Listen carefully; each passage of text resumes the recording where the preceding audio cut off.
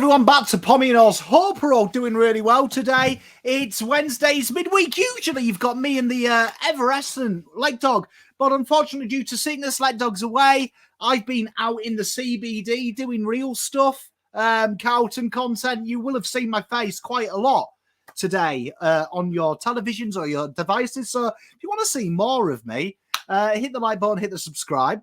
We do a lot of draft content. We're going to be doing a watch along for the draft. We've got a live mock draft coming up on Friday. You've got a load of stuff. Tomorrow, we've got a little bits and pieces planned. We've got your team's dream first pick. Should it slide or should it be there? And today, a few of you asked, so a few of you know that I run a little algorithm. That's how I do my things. Very heavily analytical based. And I thought, you know what? We'll stop using my brain and we'll give it a mock draft, because every man and his dog is doing a mock draft, and I froth a mock draft. So without any further ado, let's do it. So if you can do me a solid, hit the like, hit the subscribe. If you want to become a member of the channel, please do it. We're going to churn out that content in the next couple of weeks. And here we are, the TPI draft. So what TPI has done here is it runs a little order, kind of like NBA, where NBA, you'll see in the needs column there, I can't show you it because it's got some secret squirrel stuff on there, but it basically does like an NBA style power chart, a depth chart on your list.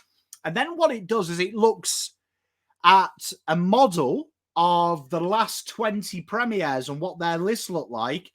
And then it looks at where the gaps are in your list. So it has a model in its mind of how many key defenders you should have, how many general defenders, how many inside mids, outside mids, half forwards, and key forwards. Looks at their crossover and then identifies it. So we'll see what it churned out. We'll see what it churned out. So as you can see here, quite simply, it likes Harley Reid to Eagles, no surprise. And then you can see it obviously ascertains, and we've been quite open with this, both myself and the system really likes Harley Reid, Jed Walter and Colby McKercher. And with North's depth in the defence, with what they've lost, it's saying Dan Curtin has to go to North. Now, it's interesting. I said this a couple of months ago. People panned me. Some people are still coming, dragging and screaming. I understand the argument. I'm not a moron. That Zane Duursma is a very good footballer. No doubt about it. But looking at North's list, they've got to nail this draft.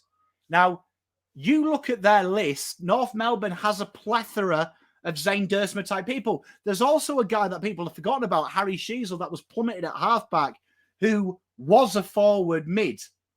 And he's gone back there to learn his trade. And in my opinion, Sheasel is 10 times the footballer Zane Duursma is. They haven't got a Danny Curtin. So that is the logic, and that's why TPI feels the same.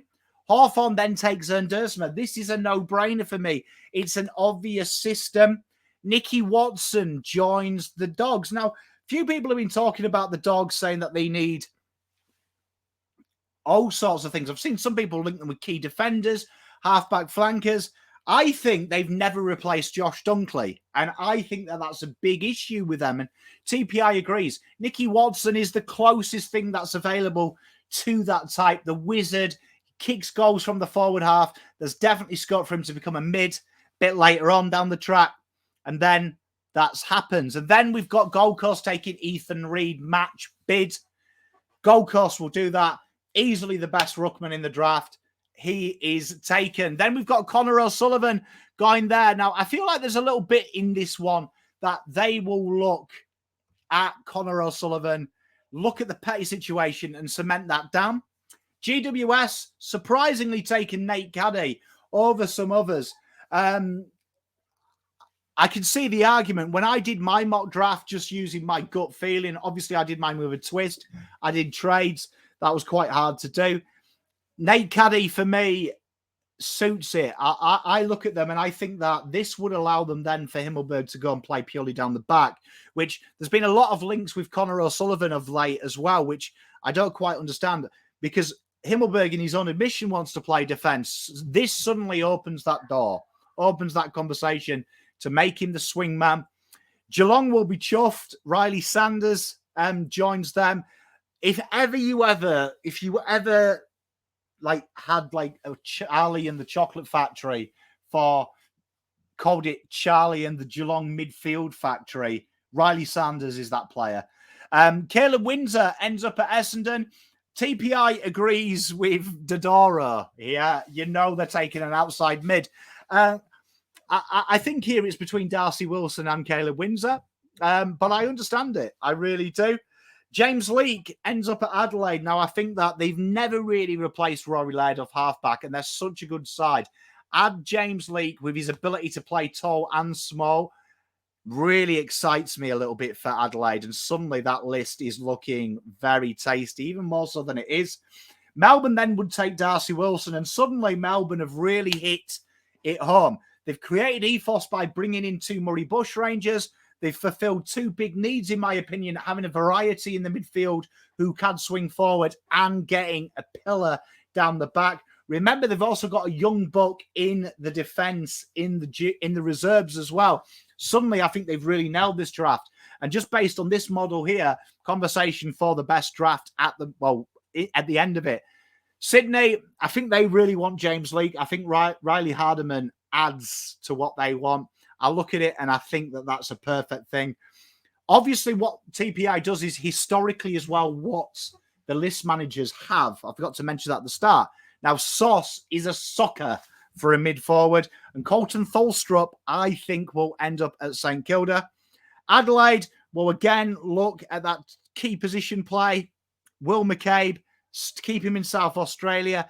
Harry Di Matteo is their next option, and I think that's an incredible get for them, and I think that's really strong. Suddenly, their entire list is looking dynamic. That forward line, fearsome, with the defensive pressure that he brings, allowing Rankine and Rochelle to do what they do really well.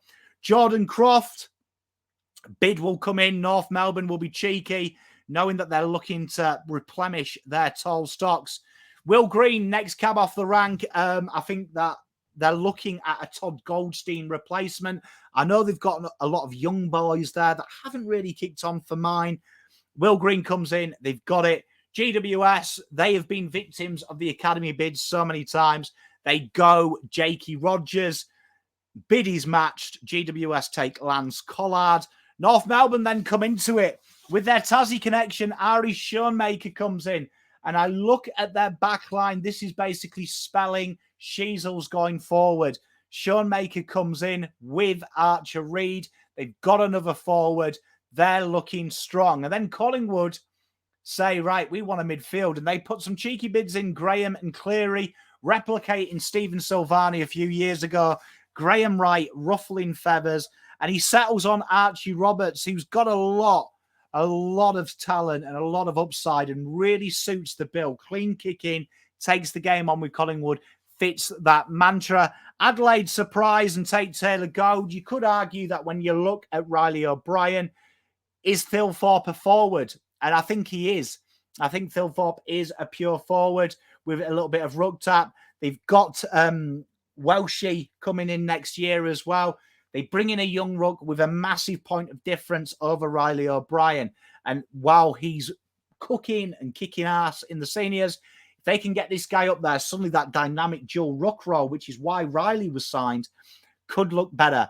Ollie Murphy goes to St Kilda. I see a lot of Carl Wilkie with a lot more one-on-one defending in Ollie Murphy with a bit of scope to be that dynamic player. I feel like he is the best player, Carl Wilkie, at maximising his potential. Working with Ollie Murphy from Sandy Dragons makes sense. Carlton take Luman Lawal. Can play outside mid. Genuinely a halfback, though. I think the Carlton will look at that and they'll be very happy. Zane Zasikowski ends up at the West Coast Eagles. Ignore how they've spelt the name there, TPI. It adds the T for some reason. But very diverse. Can also pinch it in the ruck. Great chance for him to learn off probably one of the best over the last couple of years in Jeremy McGovern. Geelong goes safe. Angus Hasty, incredible marauding halfback. Carlton go in with Ashton Moore, general forward, superstar, dual kicking. Few people saying about his work ethic and stuff. He's bloody 18. people. He's 18. Jesus, you should see me at 18.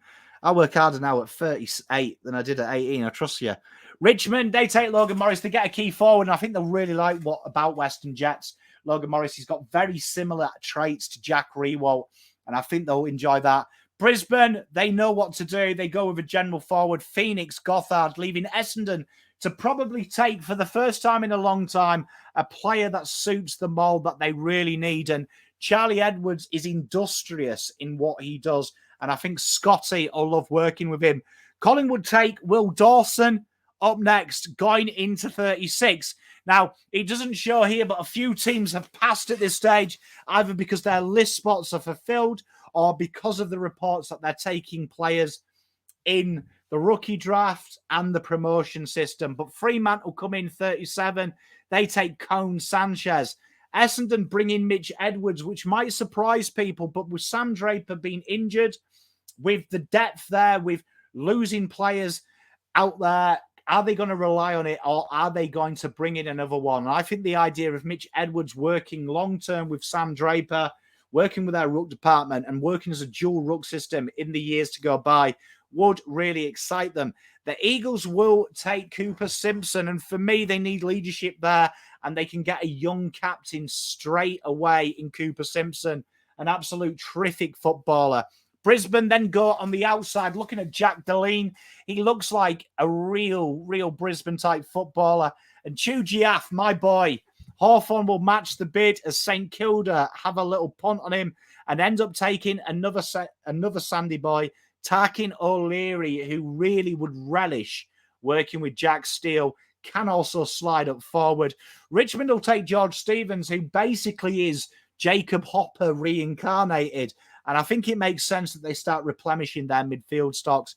Hawthorn, Kaushadir, we haven't really talked about him much on this show, but I suspect he goes, and Melbourne do the dirty here, and they put these two bids in also on GWS, who do end up matching Charlie McCormack, and that will be a wait and see. Harvey Johnson, he ends up at Melbourne, though, a very accomplished footballer. Clay Hall stays there, and I would imagine Essendon would have looked, could we Mitch it? Because we know the Peel Thunder link with Essendon. That's why I've got him taking Mitch Edwards. Clay Hall, he ends up at Freo. Joel Frazier ends up at Brisbane, and then they pass. Western Bulldogs, they take Luke Lloyd. Sean Manor ends up at North. Kay De La Rue to join Cooper Simpson, mixing it up. He's an example there of a footballer who could really be a point of difference. And then Fremantle take Mr. Mutaz El Noor. Essendon and Richmond pass. Nathan Philocardis ends up as a halfback midfielder at the Doggies, ending out with Port Adelaide, with Will Patton, with their solitary pick in this draft. They're going to have to do something exemplary. And Geelong take Bailey van der Heuvel, who was nominated for the draft, and Tom Anastapoulis as a general forward, both from the Falcons and the VFL team, respectively.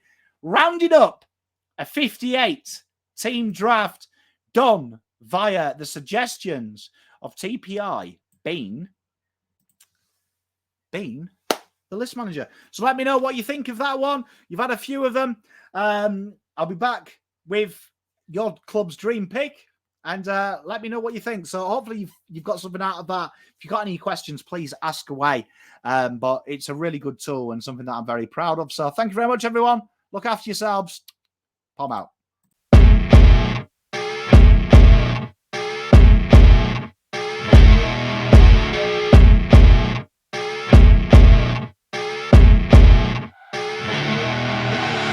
I see her rolling up, Uber black Cadillac, high heel boots and a sexy body full of tats. Baby's bad, oh baby's hella bad.